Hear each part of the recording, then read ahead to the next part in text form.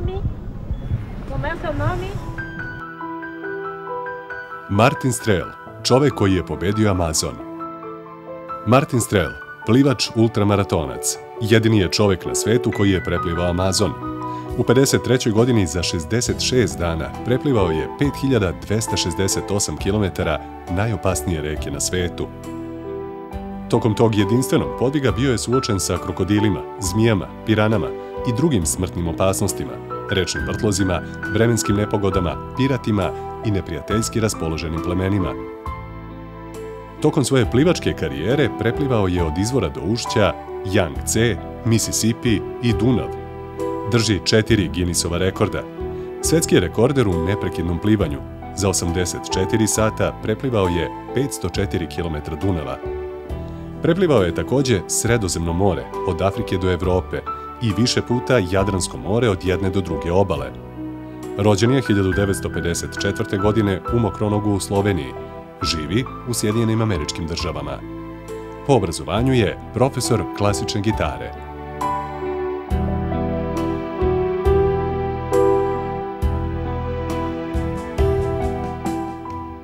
Kako ste se osjećali kada ste u Peruu prvi dan ušli u Amazon i kada ste razmišljali o tome šta vas sve čeka? To je strašna rijeka u dolini ispod Ande. To su velike planine i idu preko 6000 metara. Ne možeš tamo plivati.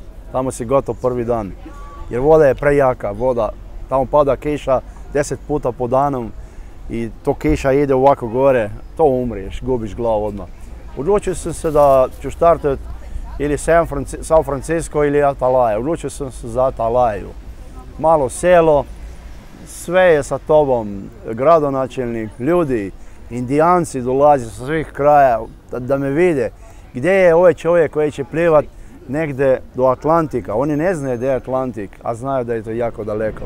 A kad je bio dan starta, padala je kiša, kao da je došao Bog i dao mi vode. Martin treba vode. I 1000 ljudi dolaze tamo da me vidi. I čekali su satima da se dogodi onaj štart, kad je jedan prvi čovjek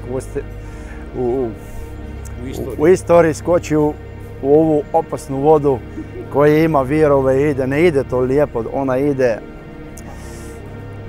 To je strašno. Moraš biti spreman, strašno dobro i odličnu ekipu ima da proživi svaki dan i počelo je. Koliko je ljudi sa vama išlo u čamcima, brodovima koji su vas pratili? Prvi dan moja ekipa bila je 30 ljudi. Bio je veliki brod, imao sam male brodove koji su me pratili pored mene. Ja sam kupio 12 metara brod sa strehom, sa novim motorima. Samo za mene sam kupio to gore. Doveli su me sve bili. I posadka. Piloti, security sa oružjem pravom. Lekari, vaš sin Borut. Ja mislim da sam imao najbolju medicinsku ekipu što na svijetu se može dobiti. Bio je jedan doktor iz Arizone, iz Tucsona, a jedna cura bila iz Washington, George Washington University iz Washingtona. I bili smo dobar tim. I filmski, i internet, i plivački tim, i security tim. I odličan kuvar bio, hrana je bila nevjerovatna. Za nas sve, to je bilo jako zvanično. Šta jedeš, šta piješ preko dana.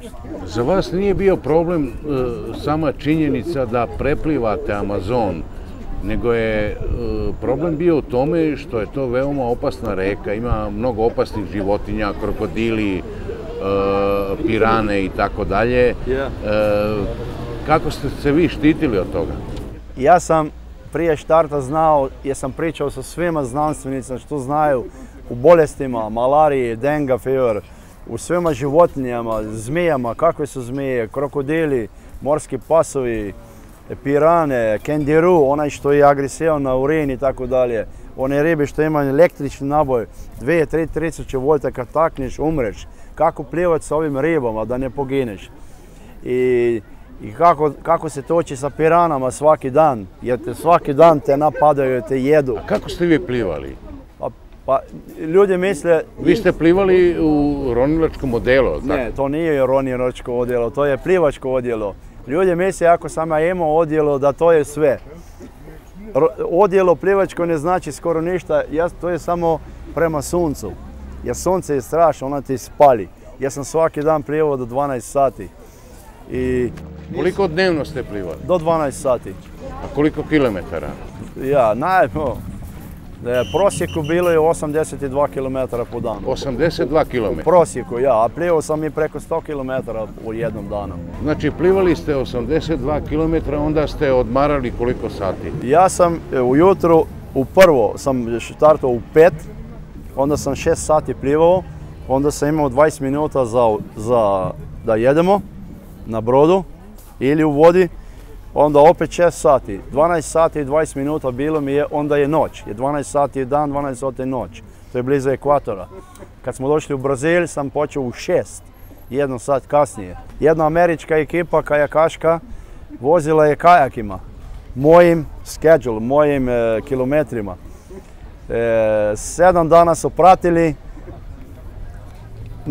nisu imali više snage da me prate, ali išli su kajake, nije su plivali. Sada govorimo o svim opasnostima koje su vas mogle da ugroze. To su razne legende o Amazonu, zatim razne životinje. Jedna od životinja koja je veoma opasna je kandiru ribica, ili tako? Ja, to je toothpick kandiru, ali zove se canero na španjolskom. To je najopasnija riba na svijetu. Mala ribica, tako 5 do 7 cm je duga i vrlo je agresivna na urin. I ona skače, ona ne pliva, ona ide tamo 40 milje, to se znači preko 60 km na sat ona ide, ona se kreće. I udara pravo gdje urin izlazi van. Znamo gdje urin izlazi, ona ima tačno pogodi. Ženama ide unutra, ali ne ide van. I to ti je najgorija smrt u džungli. Indijanci sve to znaju, zato niko ne pliva tamo. I ja sam imao lijeka i za te stvari. Ja sam bio, jednu godinu sam proveo u kliničnom centru, sam me učili sve. I u Brazilu sam bio, i u Peru, i u Kolumbiji, u Boliviji. Sam me učili u džunglama kako spriječiti te stvari. Dobio sam razne lijekove koje ne možeš kupiti u bolnicama ili nekih farmacija. Ja sam sve znao u svim životinjama, šta rade, kako imaju navike i tako dalje. I za kandiru sam bio spreman. Dobro. I nije se desilo ono, jer sam sve naučio. Ali video sam u filmu da ste vi u stvari imali to odelo i da ste u stvari urinirali u odelu, da ne bi taj miris urina privlačio te ribe da vam ugrože život. Jer ako bi se to desilo, možda bi ja nešto izgubio u vodi. Nema to sorije u Amazonu. To ti je divljina i tako se tamo živi. Ko je jači pobjeđuje. Da li vas je neka životinja ujela?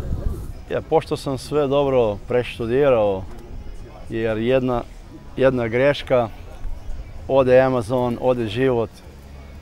Ali sa piranama sam se tukao svaki dan. Došli su ovako, ja sam plivao među njima i hoće da te takne, kako možda da ti kaže hello, how are you? Ali pirana je tako mala i više od pola metra duga. Ja nisam vidio što je bila voda prljava. Ne vidiš ništa što je ispod. Ali odjednom je bilo vatre na leđima malo previše. Ja sam osjetio da krv ide dole, jer one zube su jako strašni nego nož i skalpel. I ide duboko unutra i vuče, ona vuče meso, hoće da pojede. A ta mogla je biti velika, bilo ih je par komada, možda Bog zna koliko. I otvorili su me leđa to. Šta da napraviš?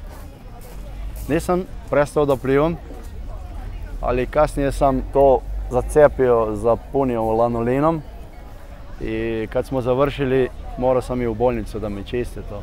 Evo Martine, ovo je ujed pirane. Ja, tako. Više ujeda, ne samo jedan. Ima. To je bilo dosta strašno. Pirane, možeš, one vole tako mirno, lijepu vodu. One uživaju, kao muzika, balet neki. Možeš ti plivati sa njima, ali kad je malo krve, nešto mesa i tako. Kad osjete miris. Kad osjete miris, onda kao vatra, to kao bomba eksplodira, one idu, sve napada. To je nevjerovatna energija.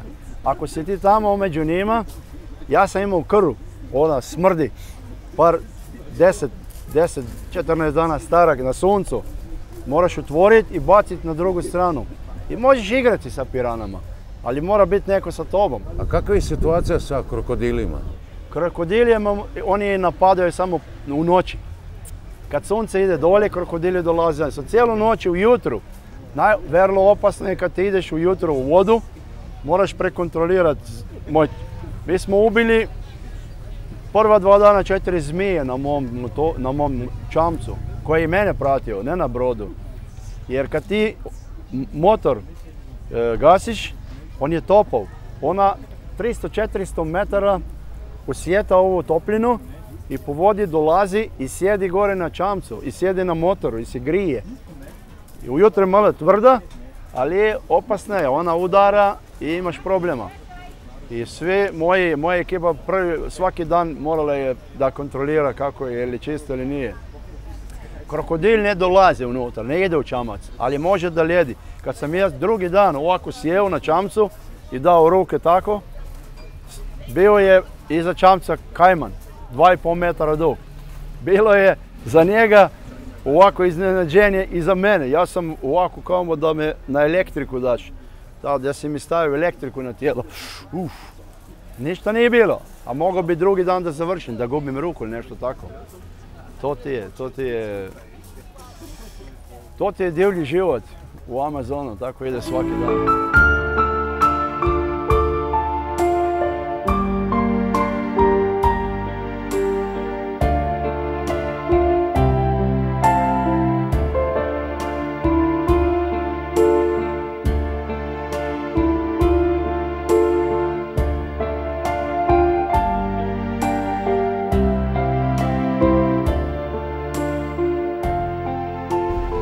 Molim vas da ispričate legendu o pištaku.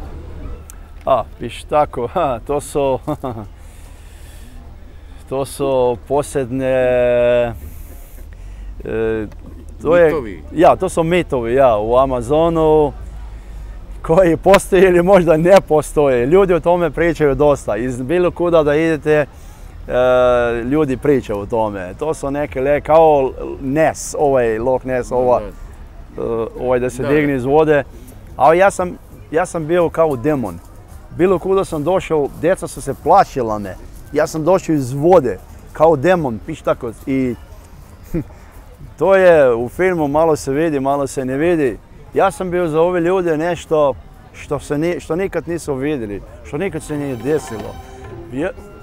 To da neko pliva Amazon, pa niko tamo ne pliva. Postoji legenda da ukoliko to lokalno stanovništvo ugleda tog čoveka pištaku koji živi ispod Amazona, da će, zapravo to je mit, da će doći do apokalipse. Do apokalipse, tako. I kada ste se vi pojavili, a imali ste neku belu maramicu zbog sunca, oni su se stvarno uplašili. Oni su se uplašili, nisu se uplašili, oni su bježali od mene. To je sve vrištilo, bježalo. Za njih to bilo nešto strašno. A onda su se vratili.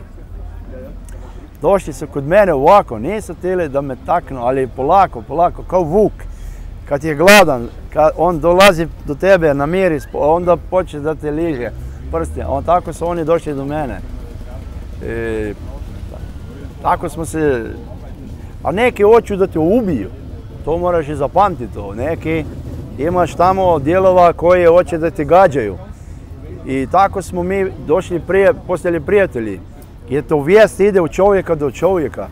Nema tamo telefona tako kao ovdje, televizija, novinama. Ljudi pričaju tamo, ide iz sela u selo, iz plemena u pleme. Pištako došao, nešto se dešava, ljudi Bože.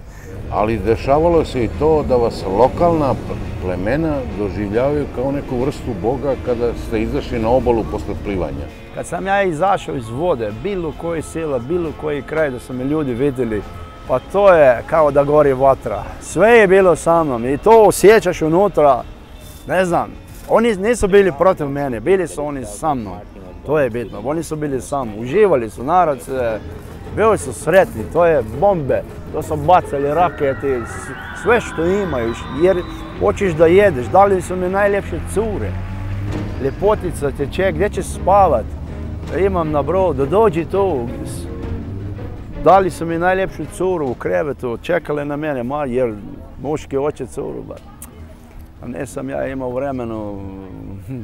Koji je bio kritični trenutak u te ekspedicije? Najopasniji moment je bio kad su me izgubili. Ja sam išao svom brodom. Bili smo u Manausu, kad sam morao preći Rio Negro i Amazon. Kad se sretnu ove velike reke, ima snagu tamo, ima je duboka je 100 metara.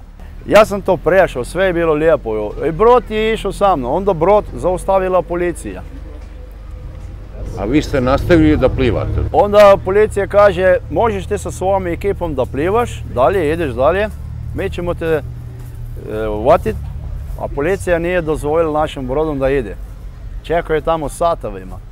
A mi smo imali radio stanicu koja, mi smo se čuli, bilo je 74 km već, a rijeka ide, ne ide ravno to. Onda smo se izgubili. Nisu me našli. Onda su počeli pričati, ovo je zludio, išao negdje sa svojim ikemom, Bog zna. I moj sin, on je dobar. Kako se to desilo, tamo u 2:30 ujutro mene našao. A vi ste i noći plivali? Ja sam plivao, kuda da idem, nije bilo broda. Nije bilo broda, kuda da idem, između džungle, da me zmiju, krokodili idu van u noći, zmije idu van. To je bilo opasno, jer sve idu u vodu da traže hranu. Oni preko dana spavaju, odmaraju, a kad sunce ide dole, zmije ide gore, krokodile dolaze van. I druge životinje, ove, otorongo, što je najopasniji tigar u South America, on te zlomi vrat i tako. Pa i ljudi, imaš prijaznih, imaš neprijaznih, više su prijazni, ali neki hoće te ubiju. Ja nisam znao, niko nije znao gdje sam plivao, malo se vidjelo. Ja nisam upotrebljavao ove svjetla, da te ne vidi ljudi. Jer ovi što te hoću da te pirati i tako dalje, hoću pare. Ne smijeli para na tim čamcima. A bila je pilot, bili security, bio je moj navigator. Bili li ljudi, ja sam bio u vodi i tako dalje. Onda smo sjeli tamo, negdje stali. Došlo je puno ljudi, usred noći, ne znam odakle. Ja sam samo čekao da će nekome da noš, ali bili su prijazni, sretni, završilo se to i našli su me krajem i tako. Poslije svakog plivanja vi ste imali kontrole lekara, kako se osjećate? Svaki dan. I kakvi su bili izvještaji? Svaki dan koliko sam težio, kako sam padao na težini, jer kilogrami svaki dan su išli dole i dole. Gubio sam na težini i svaki dan kontrolirali sam u krv, pritisak, slatkor i sve. Šećer, psihološki, jer se nešto unutra dešava, imam neku bolest i tako dalje. Jer nisam bio samo ja problem, je bilo 22 ljudi moraju zapustiti brod i ići u bolnicu. Ja nikad nisam napuštao brod i moj sin, moja slovenačka ekipa, što smo bili 4, nikad nisam napuštao brod da bi trebao u bolnicu. Ja mislim da sam ja malo jači od drugih. Ja podnosim te bolesti malo lakše. A bila je denga fever unutra. Denga to je jaka, nije se razvila. Ja sam je radio sa nekom stručnjacom iz Slovenije koji me liječio preko satelita. I znanstvenici u Londonu kazali su da na svakih 100 milijuna ljudi samo jedno se ne razvije. Možda sam to ja bio. I još, ako mi uzme neku krv, bilo kuda u svijetu, vidi se da je denga unutra i nije se nije razvila. To je bilo za mene neka senzacija, nisam ni znao o tome, ali ne znam da li je to sreća ili tako je završilo. Vidjeli smo u filmu da vama su lekari više puta zabranjivali da nastavite da plivate. Ja, oni su me zabranjivali, ja sam bio umoran, ja sam izgubio 15-20 kg već. Voda ide dole jer to ti je vlaga strašna, to sve curi, stalno si, kad sam ja spavao, na mom krevetu bilo kao jezero. Jer to si umoran, moje tijelo je ovako radilo, to je sve tako radilo.